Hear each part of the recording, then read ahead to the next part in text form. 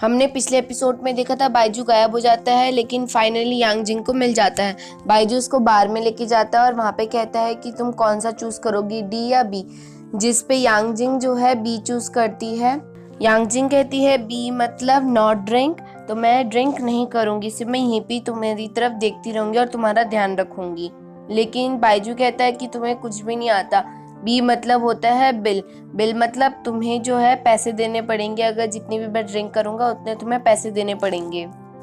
अभी यांग जिंग और बाइजू बात ही कर रहे होते हैं, तभी बाइजू की वहाँ पे फ्रेंड आ जाती है और वो आपस में थोड़ा बहुत बात करते हैं। उसकी फ्रेंड कहती क्या ये तुम्हारी गर्लफ्रेंड है?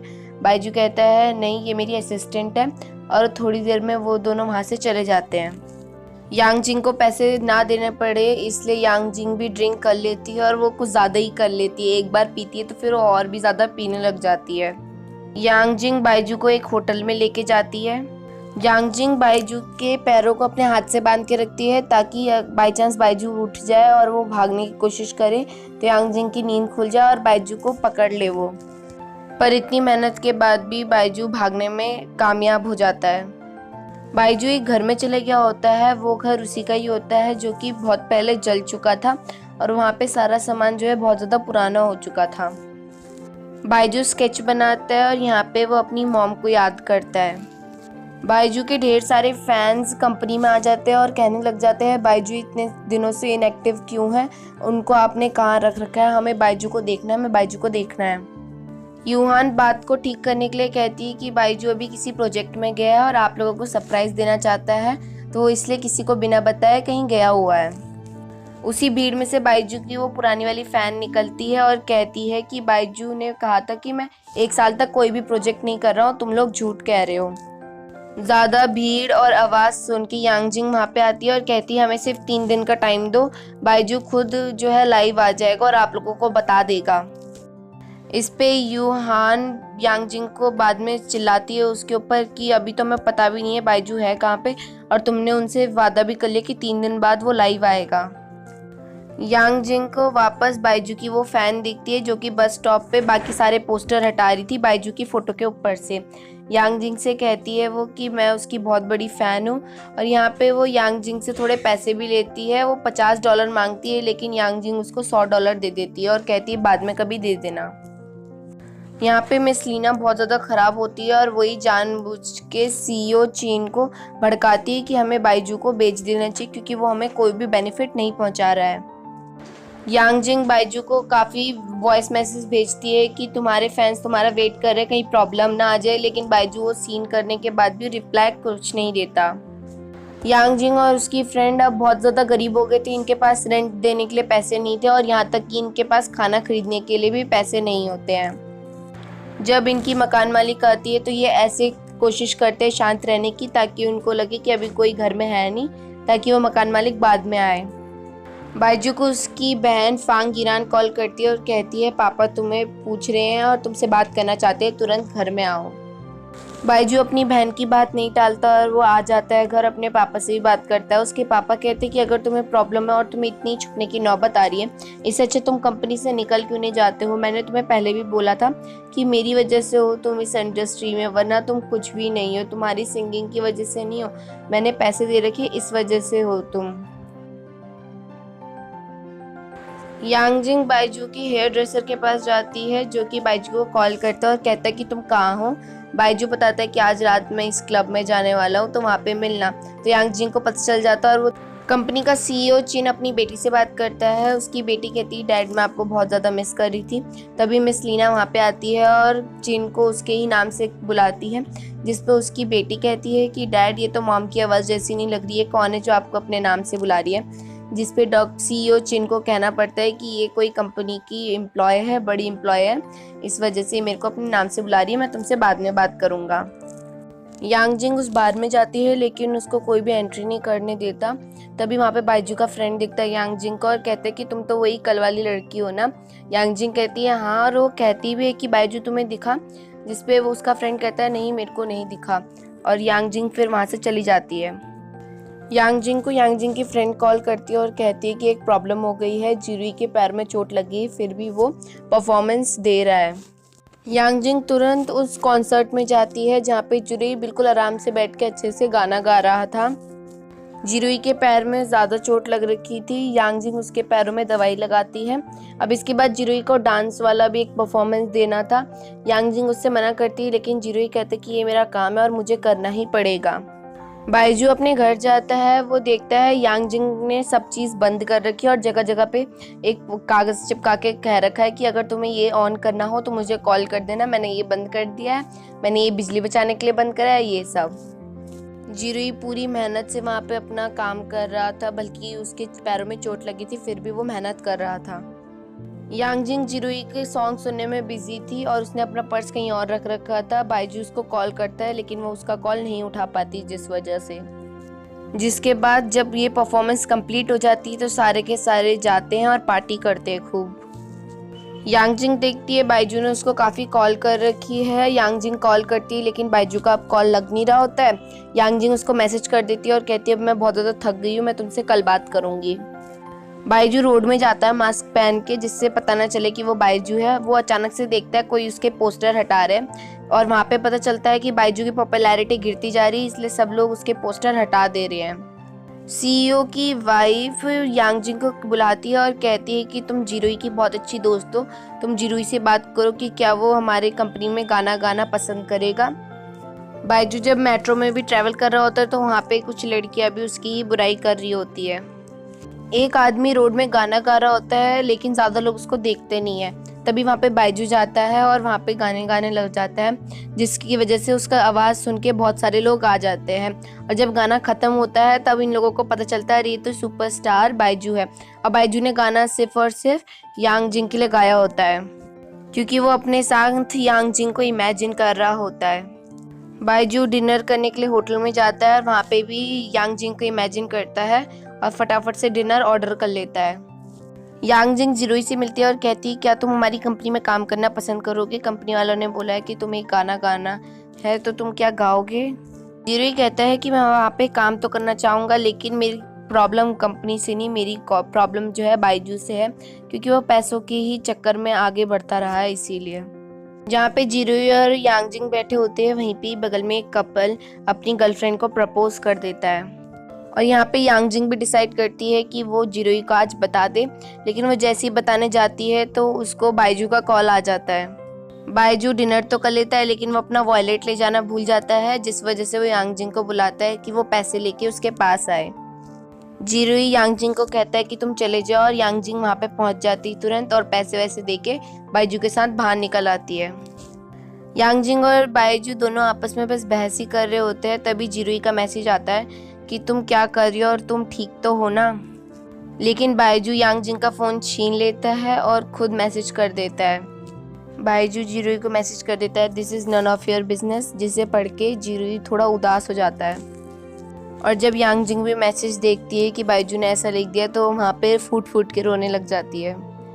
यांगजिंग घर जाके बहुत उदास हो रखी होती है। उसकी फ्रेंड पूछती है तुम उदास क्यों हो, जिस पे यांगजिंग सब कुछ बता देती है अपनी फ्रेंड को कि क्या क्या हुआ उसके साथ। आज लास्ट डे होता है, बाइजू को आज लाइव आना होता है और लीहान बुलाता है यांगजिंग को और कहते हैं कि आज लास्ट डे और तुम्हें क्या हो गया, पहले तो तुम बहुत अच्छे से एक्टिव तरह से काम करती थी, लेकिन आजकल तुम इतनी सुस्त तरीके से काम करती हो, अगर वो लाइव नहीं आया तो हमारी कंपनी को वापस वो फैंस आके सुनाने लग जाएंगे। लेकिन थोड़ी देर में बाइजू लाइव आ जाता है, जिस वजह से यांगजिंग बच जाती है। बाइजू लाइव में जाके कहता है कि मेरी कोई गर्लफ्रेंड नहीं, अगर मेरी कोई गर्लफ्रेंड होगी आगे जाके फ्यूचर में तो मैं उसको कभी खाना नहीं बनाने दूंगा, मैं खुद उसके लिए हमेशा खाना बनाते रहूँगा। बाइजू किचन में जाके लाइव अपने फैंस को दिखाता है मैं खाना बना रहा हूँ। लियुयान यांगजिंग को दोबारा बुलाता है और कहता है इस बार तो तुम बच गई कि वो लाइव आ गया, वरना हमारी कंपनी को नुकसान हो सकता था। यांगजिंग ये भी कहती है कि आप बाइजू को क्यों बेच रहे हो, मत बेचो, लेकिन लियुहान कहता है कि ये हमारी मर्जी से नहीं हो रहा, ये ऊपर से ऑर्डर आया, यानी कि सीईओ और मिस लीना की वजह से उसको हम बेच रहे हैं। यांगजिंग घर जा रही होती है, वो जिरुई को मैसेज करती है कि मुझे तुमसे मिलना है और तुमसे बात करनी है कल के मैसेज के बारे में, क्योंकि वो मैसेज मैंने नहीं करा था। बाइजू यांगजिंग को कॉल करता है, लेकिन यांगजिंग उसका कॉल नहीं उठाती। बाइजू कुछ और काम करने की कोशिश करता है लेकिन अभी भी उसको यांगजिंग की याद आ रही होती है और वो सोचता है कि यांगजिंग इतना लाइक करती है जिरुई को कि मैंने तो सिर्फ ऐसी मजाक मजाक में लिखा था और वो इस मुझसे सच में नाराज़ हो रखी है। जो यांगजिंग और उसकी फ्रेंड खाना खा रहे होते हैं तभी गेट कोई खटखटाता है। उनको लगता है कि मकान मालिक आई है और यांगजिंग कहती है हम कब तक छुपते रहेंगे, इसलिए यांगजिंग गेट खोलने के लिए चली जाती है। यांगजिंग देखती है कि ये बाइजू है। यांगजिंग गेट बंद करने की कोशिश करती है लेकिन बाइजू फिर भी पूरी ताकत से गेट खोल देता है और उसके घर में घुस जाता है। बाइजू यांगजिंग की फ्रेंड की काफ़ी तारीफ करता है और यांगजिंग से कहता है तुम्हें कुछ सीखना चाहिए अपनी दोस्त से। और वहीं पे खाना पड़ा होता है तो बाइजू उसको खाने लग जाता है। बाइजू को पता नहीं होता ये लोग गरीब है और ये बड़ी मुश्किल से खाना खा रहे हैं। वहाँ पे मकान मालिक भी आ जाती है। यांगजिंग तुरंत बाइजू को वहाँ से भगा देती है। वो औरत उनसे पैसे मांगती है। यांगजिंग कहती है हमें कुछ दिनों का टाइम दे दो, हम दे देंगे आपको, लेकिन वो मकान मालिक नहीं मानती और कहती है कि तुम्हें घर से निकल जाना चाहिए तुरंत। लेकिन बाइजू वहाँ पे दोबारा आ जाता है और उस औरत को पैसे दे देता है। यांगजिंग रोकने की कोशिश करती है लेकिन यांगजिंग की फ्रेंड कहती है कि देखो कितना अच्छा है वो, और यांगजिंग को रोक लेती है वो। अगले दिन जब यांगजिंग बाइजू के घर जाती है तो बाइजू काफ़ी कोशिश करता है यांगजिंग से बात करने की, लेकिन यांगजिंग उसको इग्नोर मारती है। यांगजिंग बाइजू के पास जाती है और कहती है कि मेरे पास अभी इतने पैसे हैं, तुम अभी रख लो, धीरे धीरे करके मैं तुम्हें वापस लौटा दूंगी सारे। लेकिन बाइजू मना कर देता है और कहते हैं कि मैं इतना अमीर हूँ और मैं अपनी असिस्टेंट इतनी गरीब होने के बाद भी उससे पैसे लूँगा तो ये अच्छा नहीं लगेगा। बाइजू कहता है तुम मेरा एक काम कर दो, ये सारा सामान जो है खरीद के ला दो, और अपना कार्ड दे देता है और कहता है कि ये वाले पैसे यूज़ कर लेना। यांगजिंग कहती है ठीक है आज लास्ट दिन है, मैं कर देती हूँ, फिर उसके बाद से तुम्हें खुद करना पड़ेगा। बाइजू कहता है क्यों, तुम मेरी असिस्टेंट थी और हो और हमेशा ही रहोगी, चाहे तुम्हें कोई भी निकाल दे। क्योंकि अगर बाइजू कंपनी से निकल जाएगा तो यांगजिंग को भी कंपनी वालों ने रखा था, तो यांगजिंग अब फिर बाइजू के असिस्टेंट नहीं रह पाएगी। यांगजिंग अभी भी बाइजू को वो पैसे देती है और कहती है कि रख लो, तुम रख लो, लेकिन बाइजू नहीं ले रहा होता और ऐसी लापरवाही के चक्कर में या दोनों आपस में लड़ाई कर रहे थे, इस वजह से यांगजिंग से गलती से उसके पैसे सारे पूल में गिर जाते हैं। यांगजिंग जब पैसे उठाने जाती है पानी के अंदर से तो वो गलती से खुद गिर जाती है और स्विमिंग नहीं आती है उसको, तो वो डूबने लग जाती है। लेकिन बाइजू कहता है भी ये इतना तो नीचा तो है नहीं गहराई में कि तुम डूब जाओ, ये तुम्हारे कंधे तक आता है ये पानी। लेकिन फिर भी बाइजू को कूदना पड़ता है और उसको बचा लेता है और कहता है कि देख लो पानी तो मेरे खुद कमर तक आ रहा है, तो तुम कैसे डूब सकती थी इसमें। यांगजिंग घर जाती है और थोड़ा नहावा लेती है उसको, तभी जिरुई का मैसेज आता है और वो कहता है कि मुझे तुम्हारी फ्रेंड ने सब कुछ बता दिया है कि कल क्या हुआ था, तो तुम्हें अब कुछ सोचने की ज़रूरत नहीं है।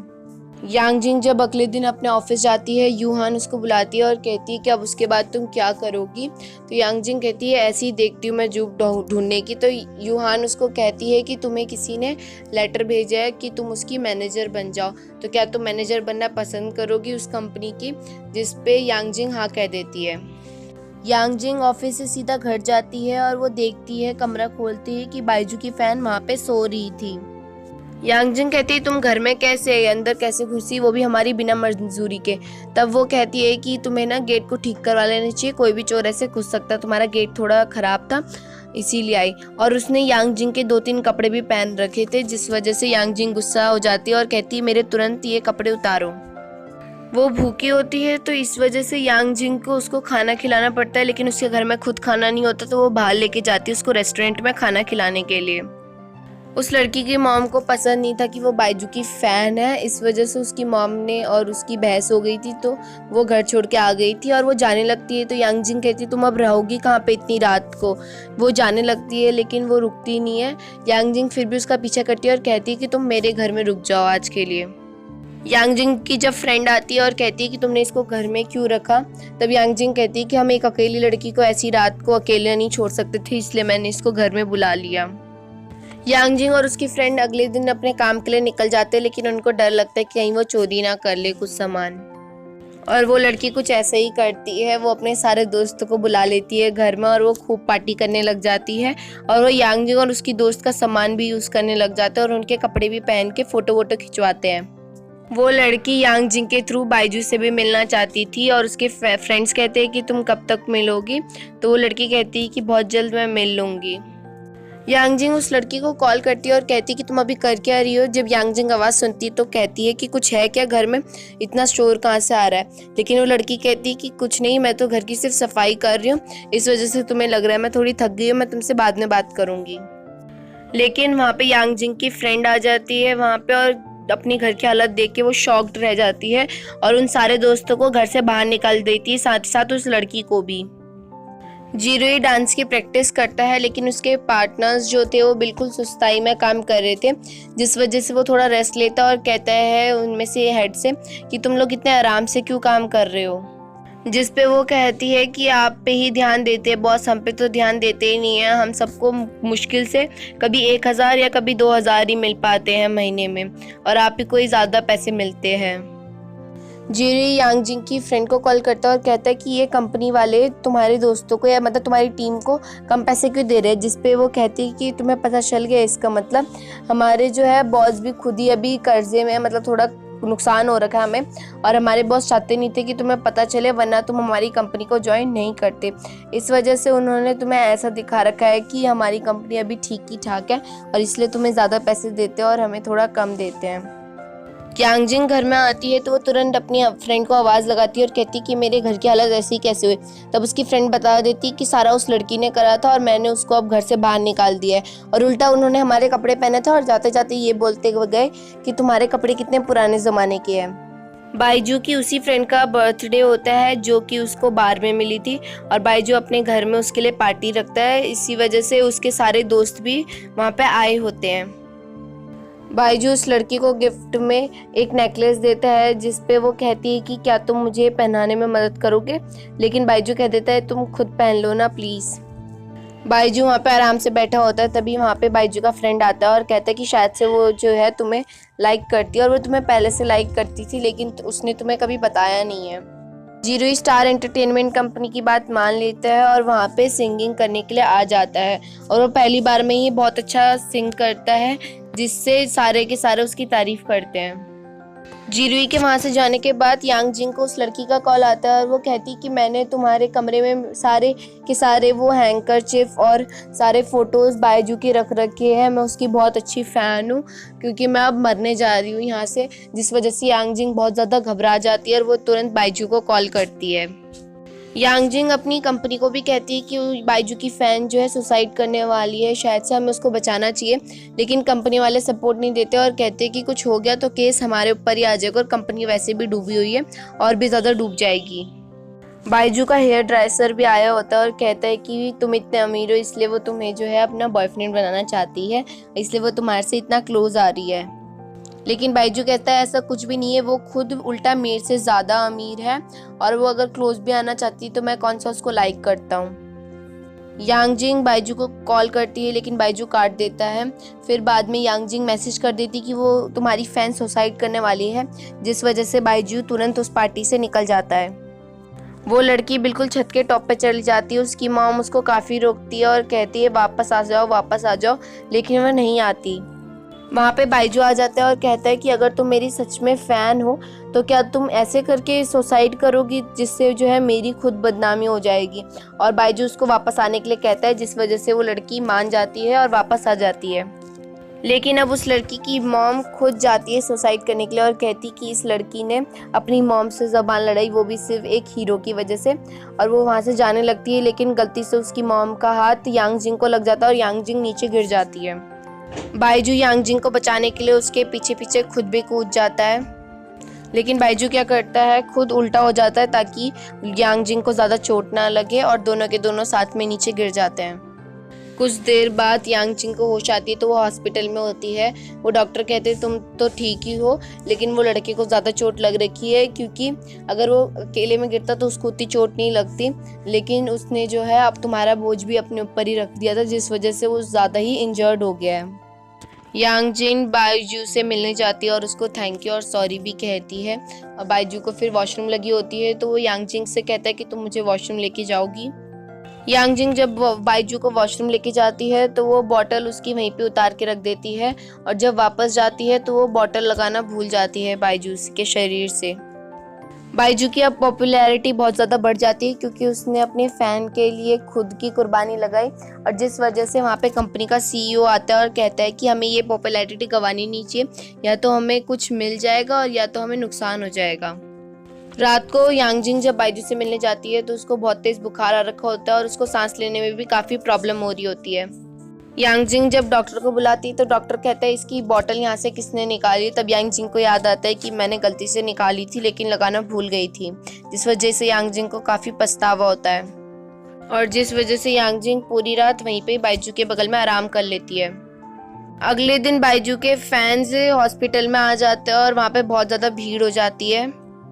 जब वो डॉक्टर बाइजू को बुलाता है और यांगजिंग को बुलाता है और कहता है कि अगर हमें पता होता कि तुम इतने बड़े जो है सुपरस्टार हो और इतनी भीड़ जमा होने वाली है तो हम तुम्हारे लिए अलग से इंतज़ाम करके रखते, हमें तो पता भी नहीं चला कि तुम हो कौन, हम तुम्हें जानते भी नहीं थे इतना। हॉस्पिटल में कंपनी वाले आ जाते हैं और कहते हैं हम बाइजू को सुरक्षित अपने साथ रखेंगे और उसका पूरा ध्यान रखेंगे। कंपनी वाले बाइजू को एम्बुलेंस में बैठा के अपने ऑफिस लेके चले जाते हैं। अगले दिन यांगजिंग जब बाइजू से मिलने जाती है उसके घर में कि उसकी तबीयत कैसी है, तो उसकी बहन से भी मिलती है, फांगीरान से। और यहीं पे हमारा एपिसोड नंबर 13, 14, 15, 16, 17 और 18 जो है कंप्लीट होता है। Thank you.